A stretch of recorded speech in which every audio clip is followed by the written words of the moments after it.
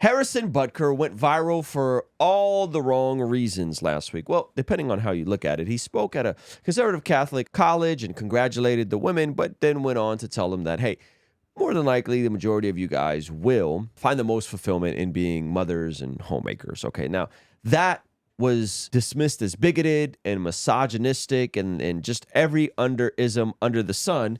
But surprisingly, the Kansas City Chiefs, more or less, have stood with him, okay? And you have Patrick Mahomes coming out, making a statement, that is the quarterback, as well as the coach. Well, one very surprising liberal far-left voice that actually thinks he should have the right to say these things.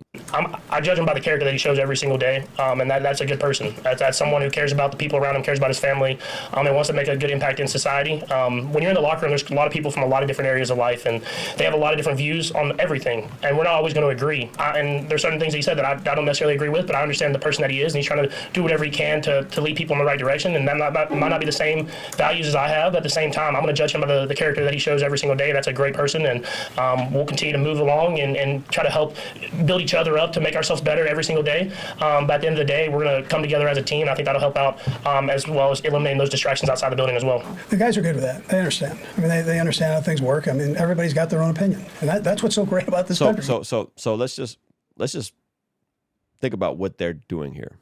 The media, is trying to ask football players and football coaches, if they feel like what Harrison Butker said was misogynistic.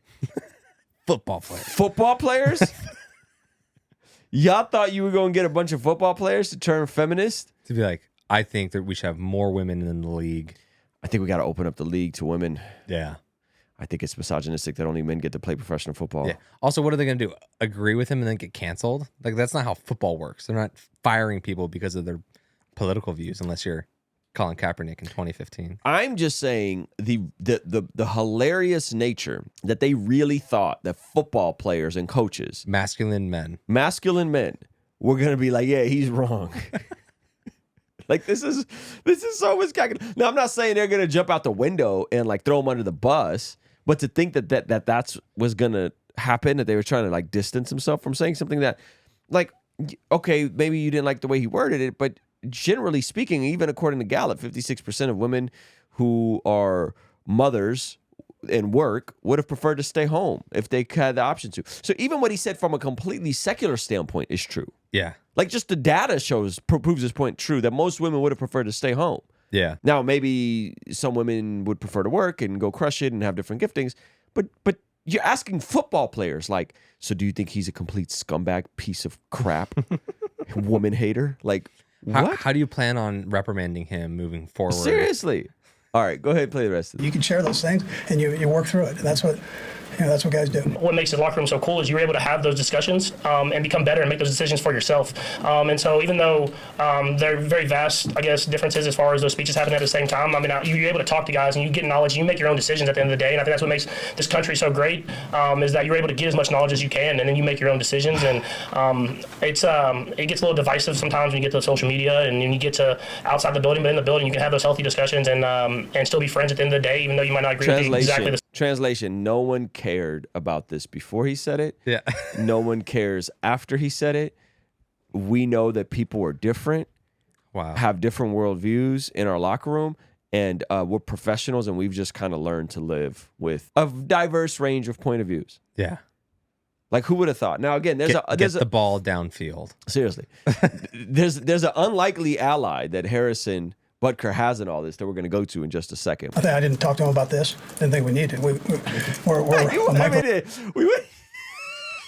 I didn't talk to him about it. Why would I talk to him about this? I didn't think we needed to. I didn't know this was. He was at a Catholic college giving a commencement speech. Why do you think I sat him down and talked to him about this? So good. Go ahead. Cosm of life here. Everybody from different areas, different religions, different races, and so we all get along. We all respect each other's, opinions, and not necessarily do we go by those, but we. I wonder how many football players that are married have wives that are like working, and not like I'm a TikToker. I'm the wife of an NFL player, like TikToker. And I'm like working. No. Forget football players. How many men that make over 150K a year who have wives that are working? Yeah. Right? We talked about the studies of women attorneys and the huge drop off of women attorneys in their 30s. Why? Because women attorneys in their 30s tend to be married to other attorneys. And by the time they get to their 30s, they want to have families. And then they go, life at $300,000 a year versus $600,000 a year makes no difference. Yeah. I'm going to go be a mom and stay home. Right? Like, so yeah, forget the football players. Like how many just women who have high income earners still have still work. Like this is a silly conversation. Okay. Should we play the rest of this? Let's see. It's a couple seconds. We respect everybody to have a voice. It's a great thing about America, man. And we're just, like I said, a microcosm of that. And I wish, my wish is that, everybody could kind of follow that. So, yeah. With so many women just on staff here and in the building, his comments kind of touched on women in the workforce. What do you tell them if they come to you with a concern about players speaking ill of, women in general? Yeah, that hasn't happened. I don't think he was speaking ill of women, but he has his opinions, and we all respect that. I let you guys in this room, and you have a lot of opinions that I don't like. So. Have a lot of opinions I don't like. Okay. I'll let you guys in this room. Yeah, give me 1 second. Let's pull up. My God. I'll look it up. No, I got it because I know exactly where it is. Oh, he knows exactly where it is. Yeah, that is hilarious. He's like, but what about the women that work in this building? He's like, when they come up and then maybe they feel hurt. He said, yeah, that hasn't happened. That hasn't happened because most women aren't like, what? That's not reality. and most people aren't actually affected by another person's words. Care. It doesn't change their employment opportunity at the Chiefs stadium. It doesn't change anything. Oh, that's so good. Oh, that's awesome. I think there's like this. It's dangerous. That's what the reporter was getting at. His words are violent towards women, and it's harmful towards the women that work here. And he's like, no, okay, not it. So I said on X, if you're not following me on X, I said, we're down bad when Whoopi is the voice of reason in the room. Okay, now Whoopi is the unexpected ally. It's a Harrison Butker that I don't think anybody would have expected. When Whoopi is like, yeah, I think he should be allowed to say what he wants to say. Go ahead. They talk over each other, so I'm going to play at normal speed. So the NFL released a statement that he gave this speech in his personal capacity. You don't say. Did you think he was at a conservative Catholic school speaking on behalf of the NFL? The commissioner? Who are these people? The NFL does not share his views. So, listen, I like when people say what they need to say. He's at a Catholic college. Hello. He's a staunch Catholic. Hello. These are his beliefs, and he's welcome to them. Staunch Catholic is always a good one, but he is. I mean, Catholics are very conservative when it comes to like family values. Yeah. I don't have to believe him. Right. I don't have to accept them. The ladies that were sitting in that audience do not have to accept them. The same way we want respect when Colin Kaepernick takes a knee. Right. We want to give respect to people whose ideas are different from ours, because the man who says he wants to be president, you know who? Yeah. He says the way to act is to take away people's right to say how they feel. We don't want to be that. We don't want to be those people. So I'm okay with him saying whatever he says, and the women who are sitting there, if they take his advice, good for them, they'll be happy. If they don't, good for them, they'll be happy a different way. That's my attitude.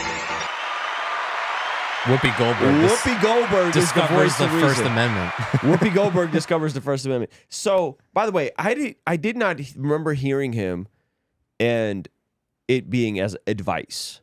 Like, I don't think he was saying, hey, woman, advice for you. Don't go pursue any careers because there was you no need to get prescription married. to it. Yeah, there was no prescription. It was like, he's just like general. It was an observation. So here's my thought. I think what happens is in circles where we make room for people on the margins, make room for people who are going through it.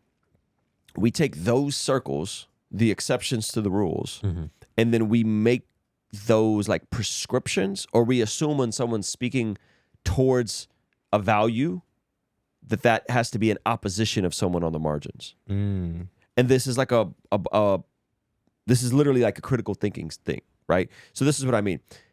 In Protestant circles, we tend to do a good job of considering the single mom, who perhaps did nothing wrong. Sometimes single moms who do stuff wrong, by the way, but sometimes they don't. Sometimes they did nothing wrong. There was abuse, there was abandonment, and the single mom has to work to put food on the table. Yeah. Sometimes she has to work 2 or 3 jobs. My mom was a single mom. And then we say, okay, so there are single women who have to work. Then there are women who perhaps have entrepreneurial giftings. They're just wired different. They're built different.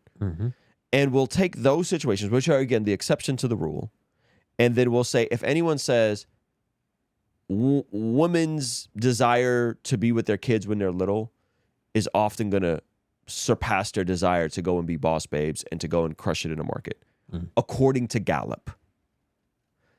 When someone says that, we go, oh, that's hateful towards the single mom and the woman that has no other means but to be a worker, because that's the season she's in. And it's such a subtle thing to manipulate people into thinking that if you don't write a blank check and say anyone could do anything, whatever, there are no gender roles, there are no ideals, there's no need for women in seasons to be focused on the home, right? You create this like dystopian society where anyone could do anything, and if you say, and if you point to any sorts of ideal, then all of a sudden you're a bigoted bad guy. And again, yes, there are women who are wired different. There are women who have incredible giftings. There are women who have to work. They don't have no other choices. Moms who have to work. They don't have no other choices. No fault of their own many times. Sometimes, sure, but a lot of times not, right? Yeah. And so it's like we then take that and that becomes the prescription to all of society. And it's like the iteration of feminism. Like initially feminism is like, you know, women should have equal access to the marketplace and equal opportunity.